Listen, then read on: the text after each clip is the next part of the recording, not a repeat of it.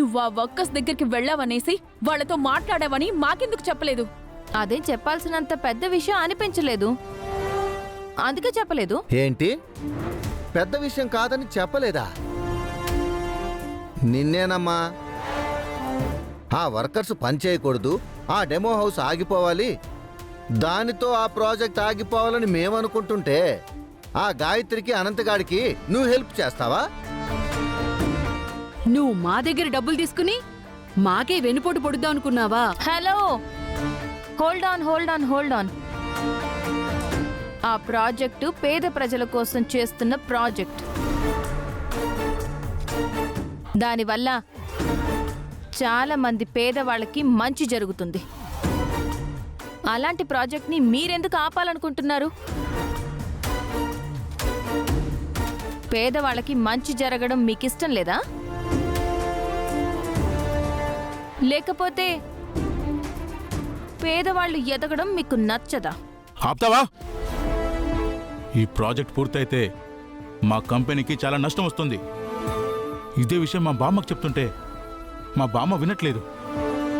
మా అన్నయ్య dream project అని దాన్ని ఎలాగైనా పూర్తి చేయాలని సంకల్పం కట్టుకుని కూర్చున్నారు.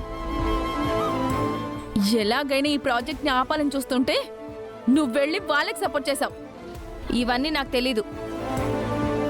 నన్ను ఆ గాయత్రి హెల్ప్ చేయమని అడిగింది. పేదవాళ్ళ కోసం చేసే ప్రాజెక్ట్ కదా అని నేనేదో మాట సాయం చేశాను, అంతే. అమ్మా తల్లి, ఇక నువ్వెవ్వరికి ఏ సాయం చేయొద్దు.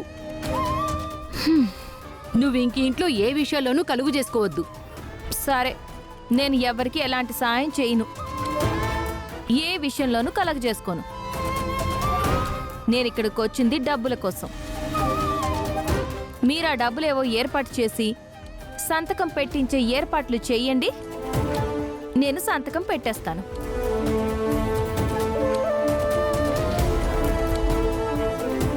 అంతకు మించి నాకు ఏం తెలీదు, నాకేం వద్దు. ఏయ్, ఏ సత్య,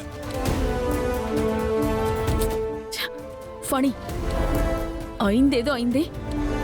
ఆ వర్కర్స్ ని ఆపడానికి మనం ఇంకేదైనా ప్లాన్ చేయాలి.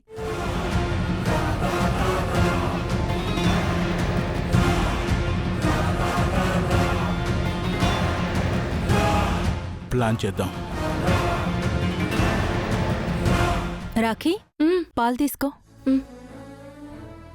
అమ్మా నందిని, గుళ్ళో పెళ్లికి పెళ్లి పందిరి కట్టడానికి మనుషుల్ని మాట్లాడేశానమ్మా. అలాగే మంగళ వాయిద్యాల కోసం వాయిద్యకారులు కూడా చెప్పేశాను.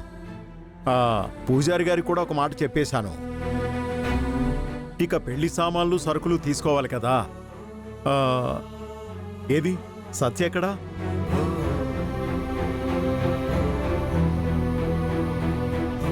ఏంటమ్మా అలా చూస్తున్నావేంటి? ఏ రోజు బాధ్యతగా లేని నువ్వు ఈరోజు బాధ్యత భుజాన వేసుకుని అది చేశాను ఇది చేశాను అని మాట్లాడుతుంటే కొంచెం ఆశ్చర్యంగా ఉంది నాన్న. నాది సేమ్ ఫీలింగ్ నాన్న. ఇంట్లో పనులు చేయకపోతే చేయలేదు, బాధ్యత లేదు అనుకుంటారు. సరే, సత్య కింద మీద పడి ఎలాగో నీ పెళ్లి చేస్తుంది కదా, ఏదో చిన్న సాయం చేద్దాం అనుకుంటుంటే ఇప్పుడు నా వంక మీరు ఆశ్చర్యంగా చూస్తున్నారు. ఏంటో. ఇంతకీ సత్యేదమ్మా? సత్య ఇంకా రాలేదు. ఇంకా రాకపోవడం ఏంటి? డ్యూటీలో బిజీగా ఉందేమో. ఎంత డ్యూటీలో ఉంటే మాత్రం ఇప్పటివరకు రాకపోవడం ఏంటందని? మీరు ఒక పని చేయండి, మీరు వెంటనే సత్యకు ఫోన్ చేసి రమ్మని చెప్పండి. లేకపోతే సత్య మొహమాటంతో అక్కడ ఎక్కువ డ్యూటీ చేసేస్తుంది. కృష్ణ, వాళ్ళు నా పెళ్లికి చాలా సాయం చేస్తున్నారు కదా, వాళ్ళ కోసం సత్య ఎదురుచెప్పి రాలేదు. అవును, ఈ రోజుల్లో అంత హెల్ప్ ఎవరు చేస్తారు? ఇప్పుడు సత్యని డిస్టర్బ్ చేయడం కరెక్ట్ కాదేమో. తర్వాత ఫోన్ చేసి మాట్లాడతానులే. రే నువ్వురా. అక్కడ సత్య ఏం చేస్తుందో మీకు తెలీదు. నేనేమో మీకు ఆ విషయం చెప్పలేను. చెప్తే సత్య ఊరుకోదు. సత్య ఆ బ్యాడ్ పీపుల్తో ఉండడం మంచిది కాదు.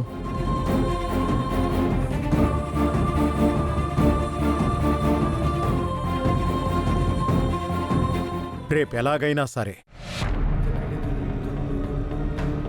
నా కూతురుకు ఉద్యోగం ఇచ్చిన వాళ్ళ దగ్గరికి వెళ్ళాలి. వెళ్ళి వాళ్లతో మంచిగా మాట్లాడి మచ్చిక చేసుకొని, ఇలా నా కూతురు పెళ్ళుంది, మిమ్మల్ని సత్య డబ్బులు అడగడానికి మొహమాట పడుతుంది అని చెప్పి వాళ్ళ దగ్గర అందిన కాడికి నొక్కేయాలి. అన్ని లక్షల నగలిచ్చిన వాళ్ళు ఎంతో కొంత డబ్బులు ఇవ్వకుండా ఉంటారా? చాలా పెద్దేళ్లలో ఉన్నవాళ్ళకి పెద్ద మనసుంటుంది. రేపొద్దున్నే లేవగానే ఎలాగైనా సిటీకి వెళ్తాను, సత్య పనిచేసే వాళ్ళ ఇల్లు కనుక్కుంటాను, వాళ్ళ దగ్గర నుండి డబ్బులు తీసుకుంటాను.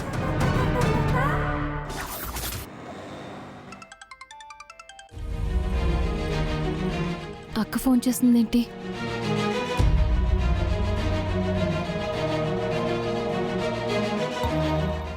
హలో అక్క.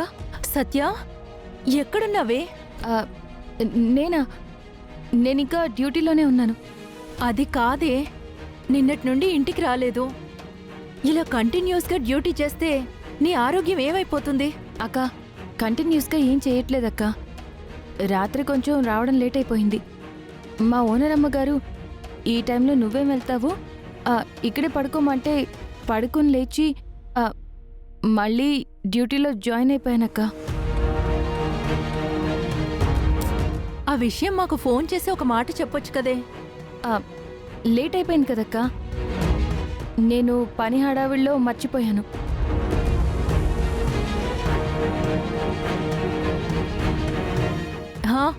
అది సరేనే, 2 రోజుల్లో పెళ్ళి. ఆ సంగతి మర్చిపోయావా? లేదక్క, నేనేం మర్చిపోలేదు. నేను చేయాల్సిన పనులన్నీ నాకు తెలుసు. నేను అక్కడికి వచ్చానంటే ఇక మన పనులన్నీ వరుస పెట్టి చేసేస్తాను. నువ్వు రావట్లేదని చిన్న చిన్న పెళ్లి పనులు కృష్ణ చూసుకుంటున్నాడు.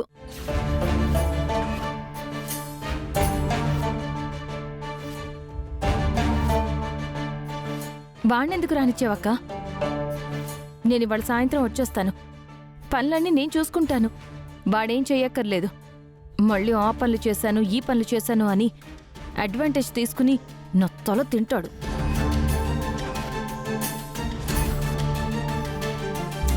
చిన్న చిన్న పనుల్లేవే. ఎందుకు నువ్వెప్పుడొస్తున్నావు? ఈరోజు సాయంత్రానికి ఇంటి దగ్గర ఉంటానక్క. సరే అక్క, ఉంటానక్క. సత్య, ఒక విషయం గుర్తొచ్చింది. ఏంటక్క అది? నాన్న సిటీలో నువ్వెక్కడున్నావో, ఏం చేస్తున్నావో అని పొద్దున్నే నీ దగ్గరకు వస్తానని సిటీకి బయలుదేరాడు.